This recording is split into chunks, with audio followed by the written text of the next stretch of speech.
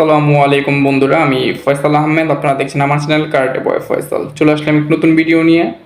আজকে ভিডিওতে আমি আপনাদেরকে বলবো চ্যাম্পিয়ন এবং মাস্টারের মধ্যে পার্থক্য কী এবং এদের মধ্যে কে বেশি বেটার। তো সর্বপ্রথম আপনাকে জানতে হবে চ্যাম্পিয়নকে এবং মাস্টারকে। চ্যাম্পিয়ন হচ্ছে বন্ধুরা সেই ব্যক্তি যে ব্যাক টু ব্যাক কম্পিটিশন করে বিজয় অর্জন করে এবং নিজের স্থানকে ধরে রাখে সবসময় প্রথম স্থানে। এনাকেই চ্যাম্পিয়ন বলা হয়, যে সর্বদা নিজেকে প্রথম স্থানে ধরে রাখতে পারে এবং সে স্কিলগুলোর উপর প্রচুর পরিমাণে প্র্যাকটিস করে, তাকে বলা হয় চ্যাম্পিয়ন। এখন প্রশ্ন হচ্ছে মাস্টারকে। মাস্টার হচ্ছে সেই ব্যক্তি যে প্রশিক্ষণ দিয়ে যে কাউকে চ্যাম্পিয়ন বানাতে পারে। মাস্টার মানে হচ্ছে একজন প্রশিক্ষক, সে যে কোনো বিষয়ে দক্ষতা অর্জন করে একজন প্রশিক্ষকের জায়গায় নিজের নামটা লিখিয়েছেন, সে হচ্ছে মাস্টার। সে চাইলে একজন চ্যাম্পিয়নকে তৈরি করতে পারবে, এমনকি একজন মাস্টার চাইলেও চ্যাম্পিয়ন হতে পারবে, আবার একজন চ্যাম্পিয়ন চাইলেও মাস্টার হতে পারবে।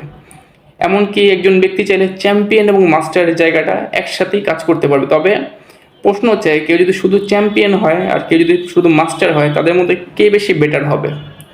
তো বন্ধুরা, চ্যাম্পিয়ন বলতে আমরা তো বুঝতে পেরেছি যে যে ভালো ফাইট করে, অর্থাৎ কম্পিটিশনে নিজেকে ভালো একটা লেভেলে রাখে, সবসময় ভালো রেজাল্ট করে, তাকে বলা হয় চ্যাম্পিয়ন।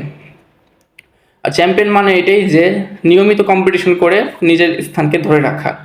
কিন্তু মাস্টারের বিষয়টা আলাদা। সে যদি কম্পিটিশন নাও করে, সে মাস্টার থাকতে পারবে, কারণ সে নতুন নতুন নতুন চ্যাম্পিয়ন তৈরি করে।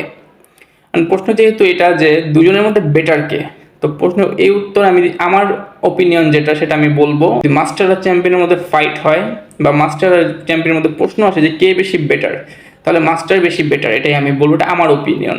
এক্ষেত্রে অনেকের ভিন্ন মতামত থাকতে পারে, কারণ চ্যাম্পিয়ন হচ্ছে সেই ব্যক্তি যে চ্যাম্পিয়নের প্র্যাকটিসটা এরকম হয় যে সে একটি দুইটি কৌশলের উপর অনেক বেশি প্র্যাকটিস করে দক্ষতা অর্জন করে। কিন্তু মাস্টারের বিষয়টা এরকম না।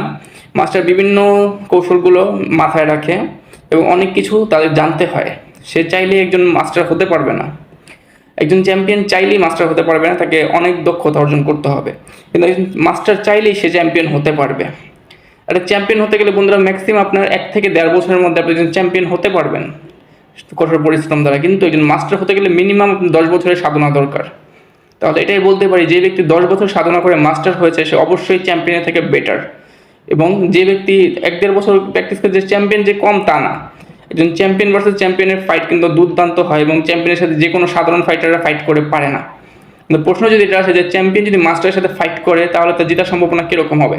জেতার সম্ভাবনা হবে বন্ধুরা 30-70% চান্স থাকবে একজন মাস্টার জিতবে, কারণ সে ওর মধ্যে চ্যাম্পিয়নকে তৈরি করে এবং চ্যাম্পিয়নের মধ্যে কী দক্ষতা আছে একজন মাস্টার তার চেয়ে ভালো জানে। এটাই সত্যি কথা বন্ধুরা।